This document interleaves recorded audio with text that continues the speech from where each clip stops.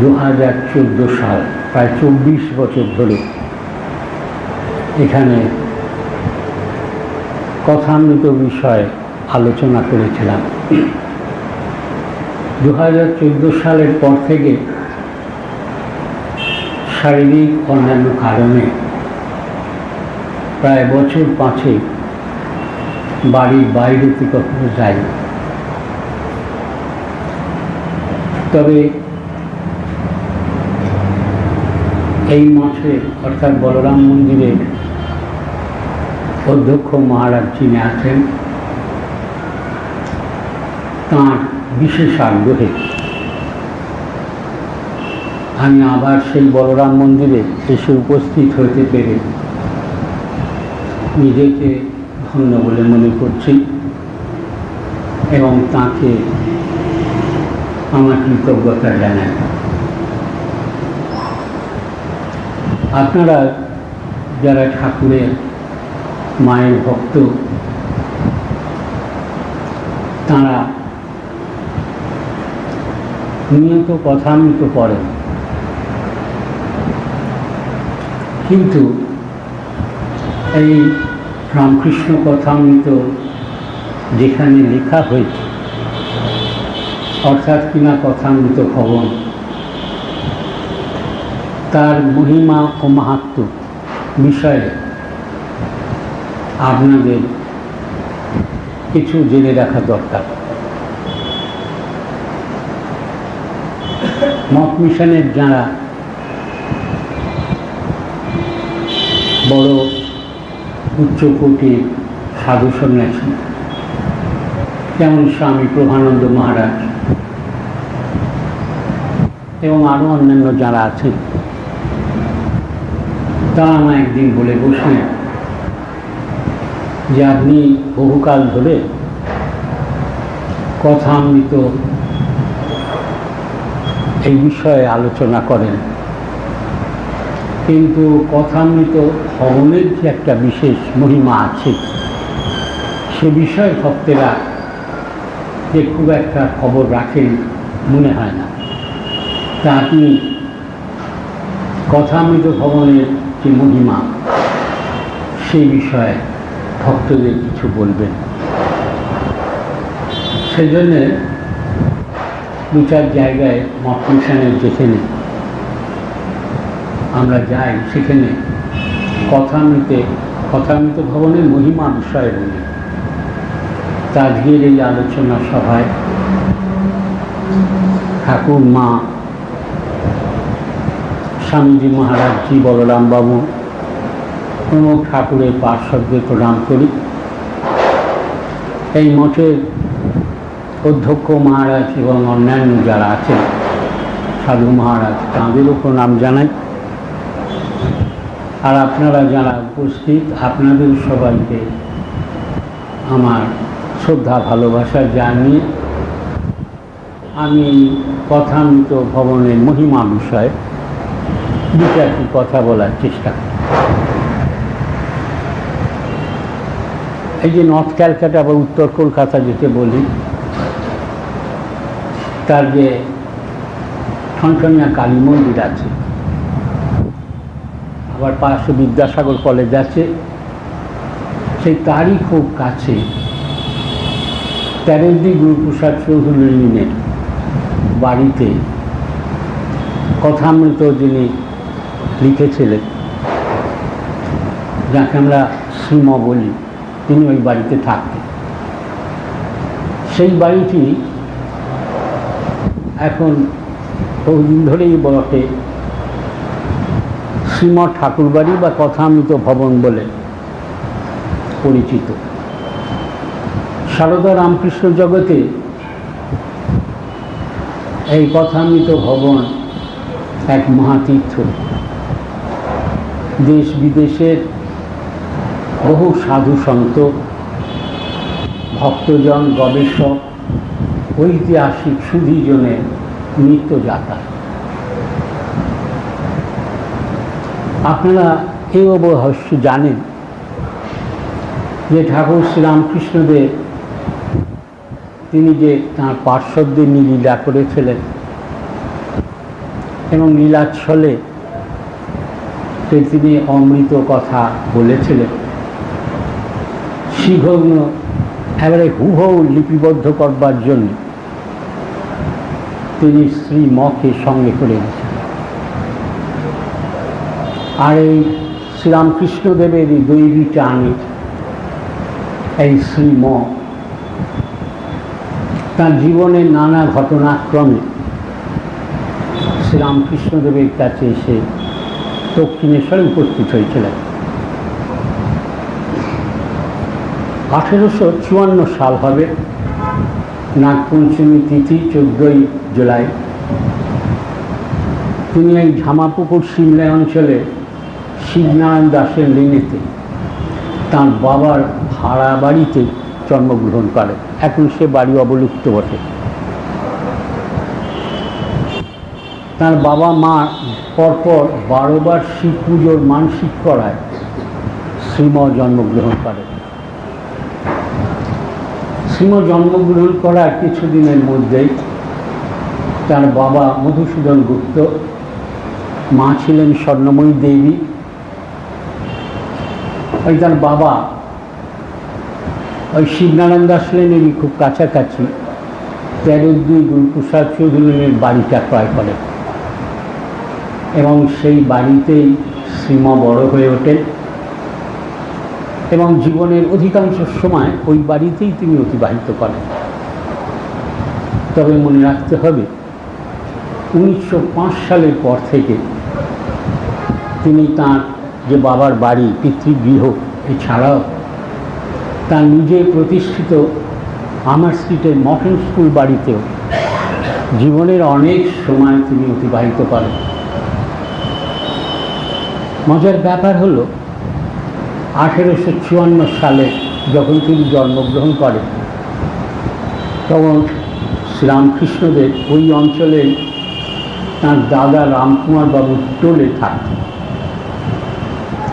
একদিন শ্রীম ভক্তদের বলতেন যে ঠাকুর একদিন তাকে বলেছিলেন যে তুমি যখন জন্মেছিলে আমি তখন ওই পাড়াতেই যাই। শ্রীম বলতেন ঠাকুর ইঙ্গিতে বলেছিলেন যে আমার জন্ম থেকেই তিনি আমার সঙ্গে আছেন এবং আপদে বিপদে তিনি রক্ষা করছেন। 1858 সাল যখন মাত্র 4 বছর বয়স, তখন তিনি মাহেশের হ্রদ দেখে, তার মায়ের সাথে মাহেশের হ্রদ দেখে তিনি বাড়িতে ফিরছিলেন। ফেরার পথে আশ্চর্যভাবে দক্ষিণেশ্বর কালীবাড়িতে এসে উপস্থিত হন। 1858 সাল দক্ষিণেশ্বর কালীবাড়ি 1855 সালেতে প্রতিষ্ঠিত হয়েছে। এখন তিনি দক্ষিণেশ্বর কালীবাড়িতে ঢুকে দক্ষিণেশ্বর কালী মন্দিরের সামনে যে চাতাল আছে সেই চাতালে মাকে দেখতে পাননি, একটু ভিড়ের মধ্যে না দেখতে পেয়ে তিনি কেঁদে উঠেছিলেন। ওই শিশুর কান্না শ্রীরামকৃষ্ণদেবের কানেতে গিয়ে পড়েছে গর্ভমন্দিরে। তিনি ওইখান থেকে বেরিয়ে এসে শ্রীমকে আদর করে কোলে করে তুলে নিয়ে তার মায়ের কাছে পৌঁছে দিয়েছিলেন। তখন তার বয়স মাত্র 4 বছর। কিন্তু ঠিক আদেশই নয়, আদরও নয়, এটা তাহলে কি? শ্রীরামকৃষ্ণদেব তার অমৃত পরশের মাধ্যমে তার ভেতর শক্তি সঞ্চার করে দিয়েছেন। এই রামকৃষ্ণ শক্তি প্রচ্ছন্ন প্রভাবে তিনি বড় হয়ে উঠতে থাকেন আর জীবনটাও তাঁর তেমনিভাবে পরিচালিত হতে থাকে। এর প্রায় 24 বছর পর, এই ঘটনার 24 বছর পর 1882 সাল 26শে ফেব্রুয়ারি তিনি দক্ষিণেশ্বরের শ্রীরামকৃষ্ণদেবকে দর্শন করেন। এই যখন দর্শন করছেন তার পেছনে একটা এই 24 বছরের ব্যাকগ্রাউন্ড রয়ে গিয়েছে না। তাঁর তখন বয়স 27-28 হবে। মাত্র 13 বছর বয়স থেকে তিনি দৈনন্দিন ডায়েরি লেখায় অভ্যস্ত হয়ে আছেন। নানা শাস্ত্র সাহিত্যে তিনি যথেষ্ট সুপণ্ডিত। ব্রহ্মানন্দ কেশবচন্দ্র সেনের সম্পর্কে তিনি ভগ্নিপতি। আবার মহাত্মা ঈশ্বরচন্দ্র বিদ্যাসাগর মহাশয়ের স্কুলের প্রধান শিক্ষক। কিন্তু তাঁর যৌথ পরিবারের সংসারেতে যেমন একটু টুকিটাকি অশান্তি হয়, সেই অশান্তির জেরে তার মন তখন খুব ভারাক্রান্ত। এইরকম একটা জাগতিক ব্যাকগ্রাউন্ড নিয়ে আর ভারাক্রান্ত মন নিয়ে তিনি শ্রীরামকৃষ্ণদেবকে প্রথম দর্শন করছেন। কথামৃতে শ্রীমগরাতেই দিচ্ছেন। কি দিচ্ছেন বললেন, গঙ্গা তীরে দক্ষিণেশ্বরের কালীবাড়ি। সন্ধ্যা হয় ঠাকুরের ঘরে মাস্টার আসলে উপস্থিত। মাস্টার দেখিলেন এক ঘর লোক নিস্তব্ধ হইয়া তাঁর কথামৃত পান করিতেছে। মাস্টার মহাশয় তো জন্মেছেন এক বিশাল দৈবী সংস্কার নিয়ে, তার সঙ্গে ভেতরে রয়ে গিয়েছে রামকৃষ্ণ শক্তি, অন্তর্স্থিত রামকৃষ্ণ শক্তি। এই দুয়ের কম্বাইন্ড এফেক্ট তাঁর বোধ হলো যে সাক্ষাৎ সুখদেব হরিকথা কইতেছেন এবং সর্বতীর্থের সমাগম হইয়াছে, অথবা পুরীক্ষেত্রে শ্রী চৈতন্য মহাপ্রভু রামানন্দ স্বরূপাদি ভক্তের সঙ্গে বসিয়া আছেন ও ঈশ্বরের গুণগান করিতেছেন। অর্থাৎ প্রথম দর্শনে শ্রীরামকৃষ্ণদেবকে জ্ঞান ভক্তির অবতার সপার্শ্বদ লীলায় অবতীর্ণ বলে চিনতে পারলেন। যারা কথামৃত পড়েন তারা দেখবেন শ্রীমৎ দিচ্ছেন যে কিছু পরেই তিনি কালী মন্দিরের আরতি দর্শন করছেন। আবার বৃন্দে পরিচারিকা যিনি আছেন তার কাছ থেকে ঠাকুর এখানে কতদিন আছেন, তিনি বই টই পড়েন কি না, এসব টুকিটাকি জেনে নিচ্ছেন। জেনে নিয়ে তিনি সোজা ঠাকুরের ঘরে প্রবেশ করে শ্রীরামকৃষ্ণদেবের সঙ্গে আলাপ করলেন। আলাপ যখন করছেন মাঝে মাঝে তিনি ভাবস্থ অবস্থা দেখছেন, কেননা ঠাকুর যাকে 4 বছরে ছুঁয়ে দিয়েছিলেন, 24 বছর পরে এইবার আবার তিনি এসেছেন, তিনি টেনে নিয়ে এসেছেন কাছে, ওই দেখে তিনি ভাবাবিষ্ট হচ্ছেন। আবার শুধু তাই না, তিনি প্রণাম করে এবার যাবেন, ঠাকুর বললেন আবার এসো। এই আবার এসো রামকৃষ্ণ জগতে এক মহামন্ত্র। আবার এসো টানে ঠাকুরের পার্শ্বদরা ঠাকুরের কাছে যেতেন। মজার ব্যাপার হলো এই যে 26শে ফেব্রুয়ারি ঠাকুরকে প্রথম দর্শন করলেন, প্রথম দর্শনে তার অভিজ্ঞতা অনুভূতি কিরাম হয়েছিল তারই বিবরণ দিয়ে কথামৃত মহাগ্রন্থের শুরু। তাই জন্য এই কথামৃত যারা পড়েন তারা জানবেন যে এই কথামৃতের জন্মদিন হিসেবে বিবেচিত হয় 26শে ফেব্রুয়ারিতে। তাহলে 26শে ফেব্রুয়ারি তারিখ রামকৃষ্ণ জগতে একটা বিশাল ইম্পর্ট্যান্ট দিন। যারা কথামৃত পড়েন, যারা চর্চা করেন, তাদের কাছে 26শে ফেব্রুয়ারি খুব ইম্পর্ট্যান্ট দিন। এই দিয়ে কথামৃত মহাগ্রন্থের শুরু হয়। তাই জন্য ওই দিনটি জন্মদিন, কথামৃতের জন্মদিন হিসেবে ধরা হয় এবং ওই দিনটি কথামৃত ভবন এবং নানা জায়গা যেখানে কথামৃতের নিবিড় চর্চা হয় সেখানে ওই দিনটি ভালোভাবে পালিত হয়। যাই হোক, শ্রীমত ঠাকুরকে প্রথম দর্শন করে দিব্যানন্দে ভরপুর হয়ে গেলেন।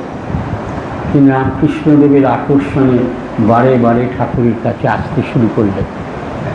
26শে ফেব্রুয়ারি 1882 সাল থেকে প্রায় 16ই আগস্ট 1886 সাল, তাই তো, যেদিন ঠাকুর মহাসমাধি হচ্ছেন, এই 4.5 বছর শ্রীরামকৃষ্ণদেবের পূত সঙ্গ লাভ করেন শ্রীমৎ। এই 4.5 বছর যে ঠাকুরের সঙ্গ লাভ করেছিলেন তাতে তার জীবন সম্পূর্ণভাবে পরিবর্তন পেয়ে গিয়েছে। এই সঙ্গকালে কি হয়েছিল, তিনি তো তখন বিদ্যাসাগর মহাশয়ের স্কুলের শিক্ষক, প্রধান শিক্ষক। তিনি তাঁর স্কুলের যত সংস্কারবান ছাত্রদের দেখতেন, সবাইকে ধরে নিয়ে ঠাকুরের কাছে নিয়ে আসতেন। ঠাকুরের সান্নিধ্যে তারা এসে পড়তেন। তারা আবার ঠাকুরের সামনে তাকে, অর্থাৎ শ্রীমকে, মাস্টার মহাশয় বলে ডাকতেন। ফলে ঠাকুরও তাঁকে আদর করে মাস্টার বলে ডাকে। আবার শুধু ডাকা নয়, তিনি ছাত্রদের বলতেন, এবার শ্রীমকেও বলতেন, বিশেষ করে উনি এইসব ছাত্রদের ধর্মশিক্ষা দেন। আবার ছাত্রভক্ত যারা, তাদের আবার বলতেন, জানো তোমাদের মাস্টারমশাই এখানকার কথা মানে ঠাকুরের কথা ছাড়া কোনো কথাই বলেন। ফলে কি হলো, এনারাই যাদের নিয়ে এসেছিলেন তাদেরই অনেকে উত্তরকালে মঠের সন্ন্যাসী হয়েছিল। যেমন রাখাল মহারাজ, যেমন বাবুরাম মহারাজ, এদের নাম শুনেছেন। এনারা একরকম মাস্টারমশাই স্কুলের ছাত্র ছিলেন পড়ে, তাই তাঁরা শ্রীমকে চট করে মাস্টার মহাশয় বলতেন না, বলতেন পূজনীয় মাস্টার মহাশয়। কথাটা বললেন, তারা অত্যন্ত শ্রদ্ধা ভক্তির চোখে এই শ্রীমকে দেখতেন।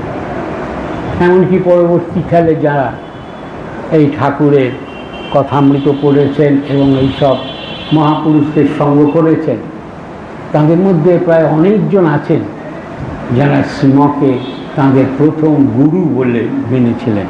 তাদের মধ্যে একজন বিশেষ নাম বলে ফেলি, নাম তার স্বামী প্রেমিশানন্দ মহারাজ।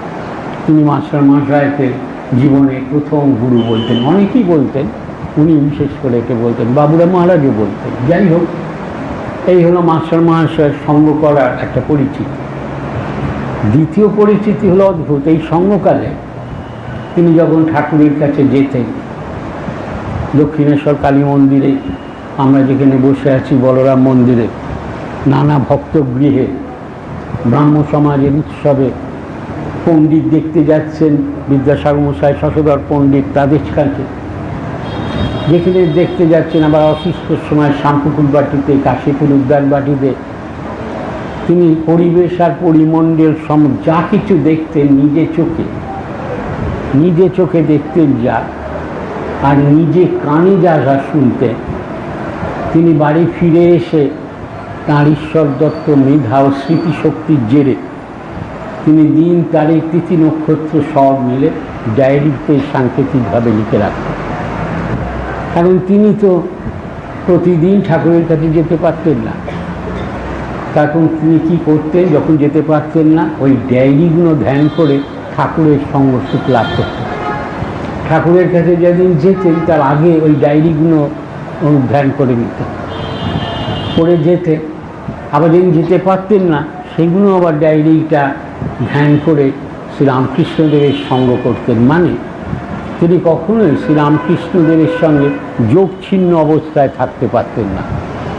মা যেমন জল ছাড়া থাকতে পারতেন না, শ্রীমঠিক তেমনি রামকৃষ্ণ 2 নম্বর। এইবার 3 নম্বরটা আবার বিরাট ব্যাপার। এই জন্য যে কথামৃতের মহিমা এবং কথামৃত ভবনের মহিমা বলতে হবে, তো তাই কথামৃতের মহিমাটা একটু আগে বলে নিই। এই যে ঠাকুরের সঙ্গ করছেন, মাঝে তাঁর বিরাট একটা তীব্র বৈরাগ্য উপস্থিত হল। শ্রীরামকৃষ্ণদেব তো বৈরাগ্যের মূর্তি, তার সঙ্গে থেকে শ্রীমরও বৈরাগ্য দারুণভাবে প্রবল হয়ে উঠল। শ্রীম সংসার ত্যাগ করবেন বলে সংকল্প করলেন। যেই না সংসার ত্যাগ করব ভাবলেন, ঠাকুর শুনে বড় চিন্তিত হয়ে পড়লেন। হয়ে তাঁকে, কেননা তাঁর পেছনে তাঁর স্ত্রী আছে, অনেক পুত্র সন্তানাদি সব আছে, সেসব ছেড়ে সংসার ত্যাগ করবেন, এটাতে আবার কিরাম কথা। এইভাবে তিনি চিন্তিত হলেন। হয়ে শ্রীমকে বললেন, দেখো, তুমি যে সংসার ত্যাগ করবো বলছো, সে কেন? নির্লিপ্ত জ্ঞানী সংসারে থাকতে পারে। নির্লিপ্ত তাই না, প্রদীপ জ্বলছে, তার পাশে কেউ ভাগবত পড়ছে, আবার কেউ নোট জাল করছে, প্রদীপ নির্লিপ্ত। তাই তো তোমায় সেরকম নির্লিপ্ত জ্ঞানী হয়ে সংসারে থাকতে হয়। আবার শুধু কি তাই, মা কি বলেছেন জানো? শ্রীমকে বলছেন, মা বলেছেন যে ভাগবত রচনার জন্যই মা তোমায় সংসারে রেখেছেন, এতেই শেষ না। বলে বলছিলেন, নইলে ভাগবত শোনাবে কে? কথাটা বললেন, মানে রামকৃষ্ণ পরমহংসদেব কথাটি জানিয়ে দিচ্ছেন যে ভাগবত রচনার জন্যে শ্রীমতকে তিনি জগতে নিয়ে এসেছেন।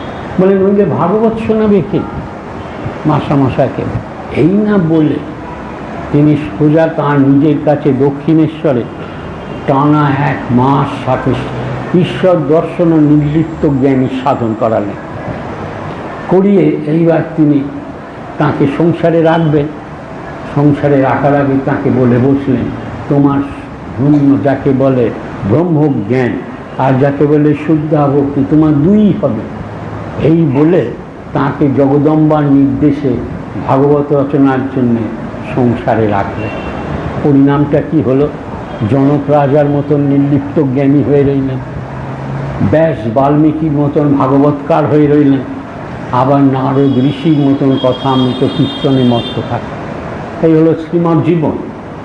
আবার শুধু তাই না, আমরা যখন আলোচনা করি তখন আমরা মাঝে মাঝে বলি একটি কথা, বলি কি ঠাকুর বলেছেন নরেন শিক্ষে দেবে, বলি তো আমরা। তিনি শ্রীমকে ঠিক এই কথা বলছেন। মা বলেছেন কি জানো? মা বলেছেন তোমায় তাঁর কাজ করতে হবে। ওই কাজটাই হলো নির্লিপ্ত জ্ঞানী হয়ে সংসারে থাকতে হবে এবং থেকে তোমাকে কথামৃত রচনা করতে হবে আর কথামৃত কীর্তন করতে হবে। মাস্টার মহাশয় এই কাজটি করেছিল। আবার এই সঙ্গকালে আমি ছোটো করে বলবার চেষ্টা করছি, বিশাল সাবজেক্ট, আমি যতটা ছোট করে বলতে পারি চেষ্টা করছি। এই সময় শ্রীরামকৃষ্ণদেব তাঁকে আর একটি কথা বললেন। সম্পর্কটা কি দুজনে? বললেন, জানো তুমি আমার অন্তরঙ্গ, আর তুমি আর আমি এক সত্তা, যেমন পিতা আর পুত্র। 1884 সালে একদিন ঠাকুর শ্রীমকে বলে বসলেন, তোমার মুখেতে আমার প্রতিবিম্ব পড়েছে, হ্যাঁ, আর তুমি আর আমি এক হয়ে গিয়ে কিরম জানো, নালা পুকুরে যেমন এক হয়ে হেলছে দুলছে, এইরকম অন্তরঙ্গতা আর এরম নিবিড় সম্পর্ক। তার জেরে শ্রীরামকৃষ্ণদেব এই শ্রীমকীর্তি দিয়ে আসা যাওয়া শুরু করলেন। কত বললাম, কী বললাম? এইরকম একটা সম্পর্কতে শ্রীমর কাছে তিনি আসা যাওয়া শুরু করলেন। শ্রীমর একটা অদ্ভুত পুরুষ ছিলেন। তিনি নিজের বিষয়, নিজেকে এবং নিজস্ব সব বিষয়কে অত্যন্ত গোপন এবং প্রচ্ছন্ন রাখতেন, কাউকে জানতে দিতেন না। তা সত্ত্বেও ঠাকুর যে কথামৃত ভবনে এসেছে, প্রচ্ছন্নভাবে কথামৃতে তার ইঙ্গিতা। যারা কথামৃত খুব ভালো করে পড়ে, আমার মনে পড়ে যাচ্ছে 6ই এপ্রিল 1885 সাল। সেইখানেতে কথামৃতে দেখবেন দিচ্ছেন, শ্রীরামকৃষ্ণদেব শ্রীমকে বলছেন, তুমি ওইটুকুর মধ্যে কেমন করে থাকো, তোমার গরম হয় না? আবার তোমার যে পরিবার তার মাথার একটু ব্যামো, তুমি তাকে ঠান্ডায় রাখবে। ওই যে ওইটুকুর ঘর বলতে ওই কথামৃত ভবনে শ্রীম যে ঘরটায় থাকতেন, ছোট ঘর, সেই ঘরটাতে ঠাকুর এসেছেন। আবার যারা কথামৃত পড়েন তারা লক্ষ্য করবেন 25শে জুন 1884 সালের একটা চিত্র আছে। সেই চিত্রে শ্রীরামকৃষ্ণদেব শ্রীমকে বলছেন, দেখো আমি ভাবছিলাম তোমার বাড়িতে আমি যাব, এখন বলো দেখি তোমার আড্ডাটা এখন কোন ঠিকানায়? ওই আড্ডা মানে বাড়ি, তোমার বাড়িটা না বলে মানে তোমার বলো দেখি তোমার আড্ডাটা কোন ঠিকানায়। বোঝা যাচ্ছে তিনি শ্রীমর বাড়িতে আসার জন্যে মাঝে মধ্যে ব্যস্ত হয়ে উঠতেন। যারা চেতনানন্দ মহারাজের সম্পাদনায় যে বই আছে শ্রীমৎ সমীপে, বইটা পড়েন, সে বইয়ে দেখবেন দুর্গাপদ মিত্র মহাশয় শ্রীমর অত্যন্ত ঘনিষ্ঠ ছিলেন। তিনি তাঁর শ্রীমর স্মৃতিচারণেতে উল্লেখ করছেন যে শ্রীমর একবার কলেরার অসুখ করেছিল, তখন শ্রীরামকৃষ্ণের বারে বারে ওই বাড়িতে এসে শ্রীমকে দেখা করে গিয়েছিল।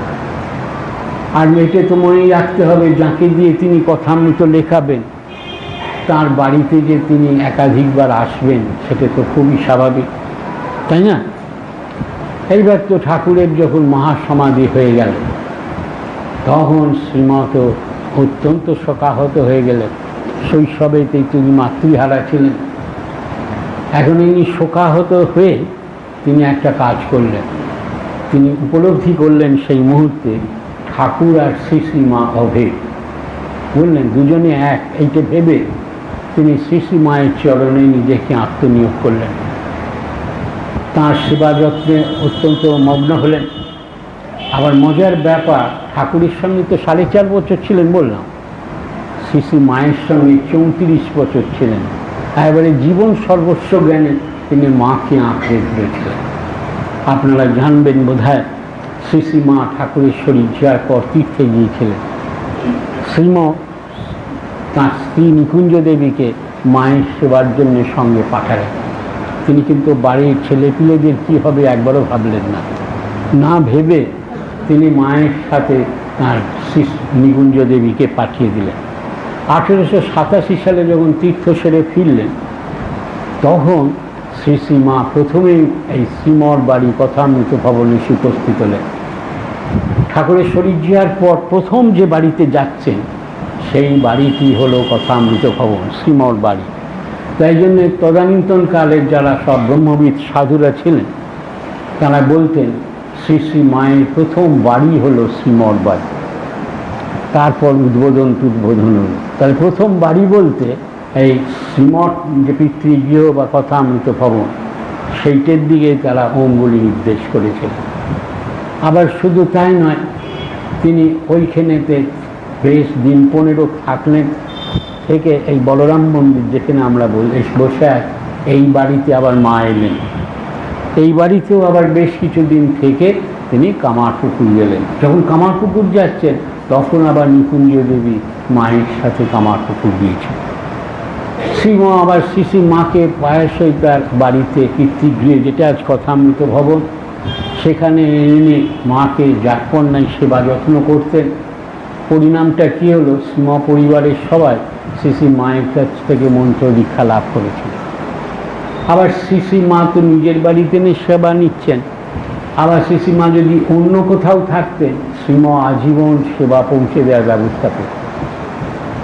যখন কামারপুকুর আর জয়রামবাটিতে শ্রী মা ছিলেন তখন শ্রীমঠ তাঁর প্রতি সেবা যত্নের অন্ত ছিল। ভাগ্যক্রমে এই শ্রী ঠাকুর এবং শ্রী মায়ের পরিবারের যারা প্রাচীনরা ছিলেন তাদের সঙ্গে আমার পরিচিতি হওয়ার ভাগ্য হয়েছিল। তাঁদের অনেক স্নেহ ভালোবাসা পেয়েছিলাম। তাঁরা আমাদের একদিন বলতেন যে মাস্টার মহাশয় ঠাকুর মায়ের কিরম সেবা করেছিলেন কাকপক্ষীয় টের পেত না, এত গোপনে করতেন। তবে আমরা তো বংশধর, আমরা সব জানি বলে বলছেন যে উনি সে শুধু ঠাকুর আর মায়ের সেবা করেছেন তা নয়, তাঁদের পরিবারদের পর্যন্ত সেবা করে গেছেন। তিনি বলছেন উনি এমন সেবা করেছেন যে কল্পনাতীত, বর্ণনা করা যাবে না। বলে বলছেন সমগ্র জয়রামবাটি আর কামারপুকুরের প্রতি ধূলিকণার সঙ্গে শ্রীমা মিশে আছে। আর যা সব বইপত্র আছে তার সামান্যটুকু পরিচয় পাওয়া যায়, সবটা পাওয়া যাবে কি করে, তিনি তো সবই গোপন করে গেছে, আমরা পরে সব জানতে পেরেছি। এই কথাটা স্বামীজির ভাই যে মহেন্দ্রনাথ দত্ত ছিলেন তাঁর কাছ থেকেও আমার ভাগ্য হয়েছিল শোনা। তিনি আমাকে বলেছিলেন যে স্বামীজির যখন জীবনেতে অনেক আর কি দুর্যোগ হচ্ছে তখন শ্রীম অতি গোপনে আমাদের পরিবারে যা সেবা যত্ন করেছিলেন সে তো বলে শেষ করতে পারা যাবে। মহেন্দ্রনাথ দত্ত কথা আমাদের বলেছিলেন। যাই হোক, উনি যে কাজটা করতেন বলার বক্তব্য অত্যন্ত গোপন। এই যে কামারপুকুরের কথা তুললাম, শ্রীম ঠাকুরের জীবদ্দশায় কামারপুকুর গিয়েছিলেন। শ্রীম হচ্ছেন প্রথম যিনি ঠাকুরের পার্শ্বদের মধ্যে ঠাকুরের জীবদ্দশায় প্রথম কামারপুকুর যান। কামারপুকুর থেকে ফিরে এসে কাশীপুর উদ্যানবাটিতে ঠাকুরকে বলেন যে আমার একটা মনের ইচ্ছে। বলে কি ইচ্ছে বলো না। ঠাকুর বললেন ইচ্ছেটা হচ্ছে বাড়িতে দুর্গা পুজো করার ইচ্ছে। তখন ঠাকুর বললেন বেশ তো, সে তুমি ভেবো না, সে তোমার হয়ে যাবে। ঠাকুরের তো মহাসমাধি হয়ে গেল। এই মহাসমাধি হয়ে যাবার পর যখন শ্রী মা ঠাকুর বাড়িতে আসা যাওয়া করছে, 1888 সালে দুর্গা পুজোর ঠিক কাছাকাছির সময় মা কথামৃত ভবনে আছেন। তিনি একদিন স্বপ্ন দেখছেন যে ঠাকুর এসে তাঁকে বলছেন যে মাস্টার বলেছিল যে বাড়িতে দুর্গা পুজো আনার ইচ্ছে, তার সামনে তো দুর্গা পুজো, তুমি দুর্গা ঘর স্থাপন করে দুর্গা পুজোর ব্যবস্থা করো। কথা বললেন। তখন শ্রীশ্রীমা এই স্বপ্ন পেয়ে, যতদূর মনে পড়ছে 6ই অক্টোবর 1888 সালেতে বাড়ির 3তলার ওপরের ঘরে দুর্গাঘর প্রতিষ্ঠা করলেন। আর ঠাকুরের পট যেটে শ্রীম ঠাকুরের জীবদ্দশায় পুজো করতেন সেইটা আনুষ্ঠানিকভাবে প্রতিষ্ঠা করলেন। তাহলে এদিকে দুর্গা পুজো আবার এদিকে গুরু পুজো, দুটোর ব্যবস্থা শ্রীশ্রীমা করলেন কথামৃত ভবন। তখন থেকে বাড়িটার নাম হয়ে গেল শ্রীম ঠাকুর বাড়ি। আর শ্রীমর বুকে কথামৃত লেখার দারুণ প্রেরণা এলো। দেখছেন এই কথামৃত যে আমরা পড়ি তার পেছনেতে এইসব ইতিহাস লুকিয়ে রয়েছে কি, বিরাট একটা প্রেরণা পেলেন কথামৃতে। মাই এই প্রেরণাটা তার ভেতর ঢুকলেন। যাই হোক, তা সেইখানে যখন দুর্গাঘরে ঠাকুরের পরপর পুজো হচ্ছে, শ্রী মায়ের জীবদ্দশায় শ্রী মায়েরও পট ওখানে প্রতিষ্ঠা করে নিত্য পুজোর ব্যবস্থা করলেন। তাহলে এই শ্রীমর যে ঠাকুর ঘর মায়ের হাতে তৈরি, মায়ের জীবনেতে যদ্দূর আমাদের মনে হয় যে এইরকম জাতীয় কোনো ঘটনা আছে বলে দ্বিতীয় আমাদের জানা নেই। মা নিজে হাতে ঠাকুর ঘর প্রতিষ্ঠা করছেন, দুর্গাঘর মানে মা দুর্গার পুজো, আর তার সঙ্গে সঙ্গে গুরু পুজো শ্রীরামকৃষ্ণদেবের পুজো। এই ঠাকুর ঘরেতে শ্রীশ্রীমা কত জপ ধ্যান করেছেন। শুধু তাই নয়, প্রায়শই তিনি সমাধিস্থ হয়েছেন এই ঘরে। আবার প্রচুর মানুষজন ভক্তকে তিনি দীক্ষা দান করেছেন। এইমাত্র মনে পড়ে যাচ্ছে যে একবার আমাদের পূজনীয় সুহিতানন্দ মহারাজ, আপনার নাম শুনেছেন, ভাইস প্রেসিডেন্ট যিনি, তিনি কথামৃত ভবনে প্রথম দীক্ষা দিতে এসেছেন। তা আমাদের সঙ্গে কথাবার্তা হচ্ছে। আমি বললাম, মহারাজ জানেন আপনি যে এখানে দীক্ষা দিচ্ছেন আজকে খুব ইম্পর্ট্যান্ট জিনিস আছে, ঘটনা। বলুন দীপকবাবু বলুন। আমি ব্যাপারটা হলো শ্রী মায়ের পর এই আপনি মানে দীক্ষা দিচ্ছে। এতদিন ধরে মাজা দীক্ষা দিন, তারপর আর দীক্ষা হয়নি। মায়ের দীক্ষা দেওয়ার পর এই আপনি দীক্ষা দিচ্ছেন। তিনি তো আনন্দের দ্বারখণ্ডায় পুলকিত হয়ে উঠলেন।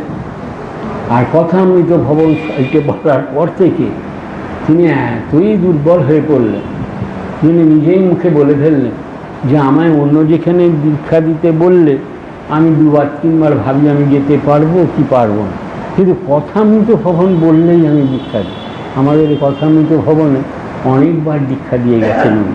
সেদিন আগেও তিনি দিন ধরে দীক্ষা দিলেন। যাই হোক, এই দীক্ষাদানের ব্যাপারটা ঠাকুরবাড়ির কথামৃত ভবনের বলছে। তারপর স্বামীজি শ্রীম প্রমুখ ঠাকুরের সন্তানরা ওই ঠাকুর ঘরেতে এইরকমভাবেতে পুজো জপ ধ্যান সব করেছেন। আবার শুধু তাই নয়, পরবর্তীকালের যেসব সাধু সন্ন্যাসী ব্রহ্মবিদ তাঁরাও এই সব করেছিলেন। এই যে ঠাকুর ঘর, এই ঠাকুর ঘরের আর একটা বিরাট ব্যাপার আছে, যেটা বলে ফেলি। আমি খুব ছোট করে বলবো যে অনেক জিনিস আছে। তা যদি আপনারা কখনো যান, দেখবেন একটা গ্লাস কেসেতে ঠাকুরের পাদুকা আছে, আর ঠাকুরের নানা স্মৃতিচিহ্ন আছে। শ্রীমর সঙ্গে আর নিকুঞ্জদেবীর সঙ্গে শ্রী মায়ের এমনই এনারা মায়ের কৃপাপুষ্ট ছিলেন এবং ঘনিষ্ঠ ছিলেন যে শ্যামা সুন্দরী দেবী অর্থাৎ মায়ের মা, তিনি আবার এই ঠাকুর ঘরে এসেছিলেন। এসে ওই পাদুকা দেখে বলে উঠেছিলেন, যখন শাড়ুর বিয়ে হয় তখন কি চাই জানি যে আমার জামাইয়ের পাদুকা এইরকমভাবে পুজো করে। এটা শ্যামা সুন্দরী মায়ের মা এই কথাটা বলেছে। আবার একটা না বলে পাচ্ছি না, কারণ এটা বলরাম মন্দিরের ঘটনা বলি। আপনারা যারা কথামৃত পড়েন, এই বারবার বলছে, আমি বক্তব্যটা শুদ্ধ কথামৃতরও ভিত্তি করে বলে যাচ্ছি কিন্তু কথা বলেন। আপনারা যারা কথামৃত পড়েন তারা লক্ষ্য করবেন একদিনের ঘটনা। সে ঘটনাটা আমার যদ্দূর মনে পড়ছে 14ই জুলাই 1885 সাল, সেদিন রথের দিন ছিল। সেদিন এখানে একটুখানি ভূমিকম্প হয়েছিল। যখন সবাই ভয় পেয়ে গিয়েছে, তা তিনি হঠাৎ ঠাকুর শ্রীমকে বলে বসলেন, দেখো তোমার আশ্বিনের ঝড়ের কথা মনে করে? তা মাস্টারমশাই স্টান্ট বেড়ে গেছে। কারণ আশ্বিনের ঝড় যখন হয়েছিল তখন তার বয়স 10 বছর। তিনি ওই 10 বছর বয়সে ভয়ে পেয়ে ওই ঠাকুর ঘরে ঠাকুরকে নানা ডেকেছিলেন, আর ঝড় প্রশমিত হয়েছিল। ঠাকুর যে এই বললেন, তোমার আশ্বিনের ঝড়ের কথা মনে পড়ে? শ্রীম কথা আমাকে দারুণ দিচ্ছে। তবে কি ঠাকুর জানেন যে আমার তখন 10 বছর বয়স, আমি আশ্বিনের ঝড় ভয়ে পেয়ে ঠাকুর দেবতাকে ডেকেছিলাম বলেই তিনি, এটা বলরাম মন্দিরের ঘটনা আমি বললাম, তিনি বলে উঠলেন যে তবে জানেন উনি আমার এই ঘটনা, বলেই একটি লাইন কথা মুখে দিলেন, তবে কি তিনি জন্মাবধি আমাকে গুরুরূপে রক্ষা করিতেছেন। দেখবে না, তাই না? জন্মাবধি আমাকে গুরুরূপে রক্ষা করিতে। এই যে ঘরেতে উনি আশ্বিনের ঝড়ে ভয় পেয়ে ডেকেছিলেন, সেই ঘরটি 24 বছর পর, বললেন 1864 সালে আশ্বিনের ঝড়, আর মা 1888 সালে তো ঘর স্থাপন করছেন। তো 24 বছর পর সেই ঘরটিকে ঠাকুর ঘরে রূপান্তরিত করেছিল। এই হচ্ছে ঠাকুর ঘরের ব্যাপার। এইবারেতে আপনি নেমে এসে যে শ্রীমর ঘরে প্রবেশ করলেন, এইবার শ্রীমর ঘর দেখছেন। শ্রীমর ঘরেতে শ্রী শ্রী মা নানা সময়ে ছিলেন, বেশ কিছু কাল ধরে ছিলেন। ওখানেতে নিকুঞ্জ দেবী, তারপরে তাঁর তিনি পুত্রবধূ কমলিনী দেবী ও অন্যান্য সঙ্গিনীদের সঙ্গে থাকতেন। ওই ঘরে ঠাকুর পদধূলি দিয়েছেন। ওই ঘরেই আবার তিনি স্বপ্নাবিষ্ট হয়েছিলেন ঠাকুরের দ্বারা। স্বামীজি প্রমুখ ঠাকুরের যারা শিষ্যরা ছিলেন ওই ঘরেতে জমায়েত হতেন এবং শ্রীমর সঙ্গে মিলিত হতেন। আবার শুধু তাই নয়, ওখানে আবার ঠাকুর মায়ের নানা সব স্মৃতিচিহ্ন আছে, যেগুলো সারা বিশ্ব থেকে মানুষজন ভক্তজন এসে দর্শন করে ধন্যবোধ করে। মজার ব্যাপার হলো, ওই ঘরেই শ্রীম কথামৃত রচনা করেন। যখন তিনি কথামৃত রচনা করতেন তখন তিনি হবিষ্যাসী করতেন, তাই তো, একাহারি থাকতেন। যখন ডায়েরিটা রেখে কথামৃত লিখতেন তখন তিনি ধ্যানে ঠাকুরের দর্শন পেতেন, ঠাকুরের প্রত্যক্ষ উপস্থিতি অনুভব করতেন। এইগুলো সব কিন্তু কথামৃত ভবনে হচ্ছে, এইগুলো এর মহিমা, বুঝতে পারছেন? ওখানে ঠাকুরের ডাইরেক্ট উপস্থিতি অনুভব করতেন। আবার বলতেন বহু আগে যেসব ঘটনা ঘটেছে সেগুলো তাঁর চোখের সামনে জল জল করে ভেসে উঠত। কথা বললেন, তিনি বলতেন 30 বছর আগেকার ঘটনা যেন সামনে ঘটছে বলে আমার মনে হয়। এইভাবে তিনি তো কথামৃত লিখছেন। আবার কথামৃত রচনা করাবেন বলেই তো ঠাকুর তাকে নিয়ে এসেছেন। তাই তিনি প্রথম দর্শনেই ঠাকুরকে সুখদেব মহাপ্রভু চৈতন্য বলে বুঝতে পেরেছিলেন, চিনতে পেরেছিলেন। আবার বলি এই বলরাম মন্দিরের ঘটনা, ওই 14 জুলাই 1885 সালের লীলাচিত্র যদি পড়েন দেখবেন ঠাকুর শ্রীমকে বলছেন, জানো আমি সমাধি অবস্থায় কি দেখলাম? আমি দেখলাম সমগ্র ব্রহ্মাণ্ডটা একটা শালগ্রাম, তার মধ্যে দেখলাম তোমার দুটো চোখ। তো এই দুটো ঈশ্বরীয় চোখ দিয়ে তিনি শ্রীরামকৃষ্ণদেব এবং তাঁর পার্শ্বদের স্বরূপকে চিনতে পেরেছেন। কথাটা বুঝলেন? এই তো তাঁর চেনা যান। এইবার তিনি নিজে বিরাট শাস্ত্রজ্ঞ পণ্ডিত ছিলেন। বিদ্যাসাগর মহাশয় তাঁর শাস্ত্র জ্ঞানের দারুণ প্রশংসা করতেন, বুঝলেন? আবার তিনি বলতেন যে আমি ইনফরমেটিভ ম্যান আমি খুব চট করে দেখিনি। বিদ্যাসাগর মহাশয়ের এইরকম সার্টিফিকেট শ্রীম সম্পর্কে। এই তো সত্ত্বেও যে ঠাকুরের কথা শুনছেন, শ্রীম বোধ করছেন ইনি সাক্ষাৎ সনাতন ধর্ম। উনি ধর্মকথার কি বলবেন, নিজেই তো সাক্ষাৎ সনাতন কথা। আমি তো চমৎকার লাইন না তিনি দিচ্ছেন, ঊর্ধ্বে অনন্ত সুন্দর সে সুনীল আকাশ, নিম্নে পবিত্র সলিলা গঙ্গা, যার তীরে আর্য ঋষিগণ একদিন ভগবানের চিন্তা করিয়াছেন। আবার আসিয়াছেন একজন মহাপুরুষ সাক্ষাৎ সনাতন ধর্ম। আবার বলছেন যার সমগ্র জীবন বেদময়, যার শ্রীমুখ নিঃসৃত বাক্য বেদান্ত বাক্য, যার শ্রীমুখ দিয়ে শ্রী ভগবান কথা কন, যার কথামৃত লইয়া বেদ বেদান্ত ভাগবত গ্রন্থ আকার ধারণ করে, সেই অহেতুক কৃপা সিন্ধু সচ্চিদানন্দ গুরুরূপে আবির্ভূত হইয়া নিভৃতে কথা করিতেছেন। এক একটি কথা যেন বিবিধ বর্ণের মণিরত্ন, যে যা পাইতেছেন কুচর পরিপূর্ণ করিয়া তুলিতেছেন। এত ভার বোধ হইতেছে যে উঠা যায় না, ক্ষুদ্র ক্ষুদ্র আধার, তাই সহজে ধারণা হয় না। সৃষ্টির আদি থেকে মানুষের জীবনে যত রকম সমস্যার উদয় হইয়াছে সব সমাধান হতো। এই কথামৃতে দিচ্ছেন ঠাকুরের অমৃত কথা সম্পদ। ঠাকুরের তো শরীর চলে গেল 1886 সালে।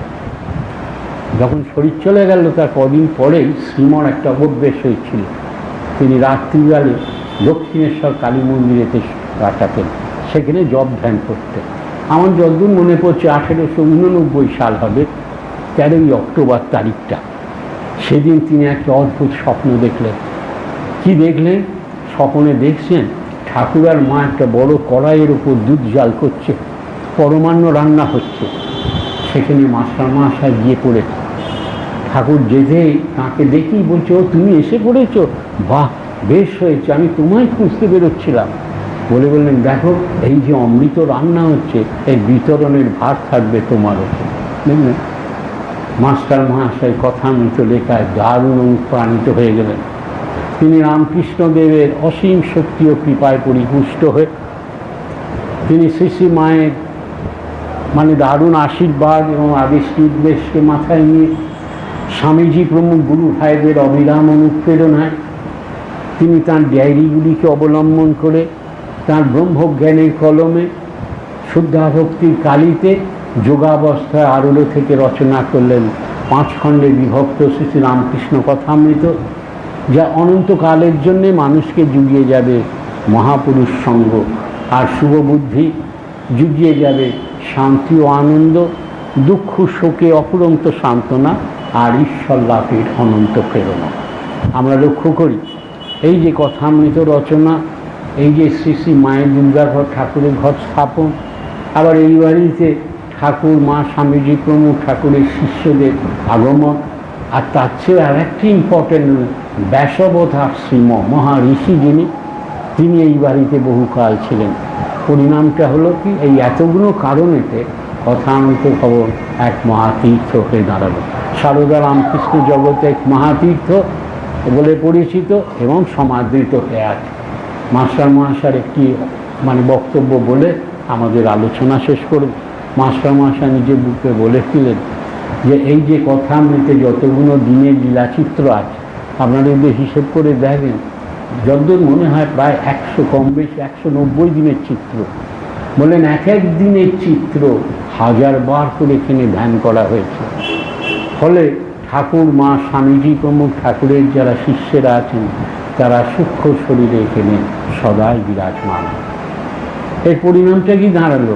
সারদা রামকৃষ্ণ জগতে এই কথামৃত ভবন এক মহাতীর্থ রূপে পরিগণিত হলো, আর প্রচুর ভক্ত সমাগম হওয়া শুরু হলো।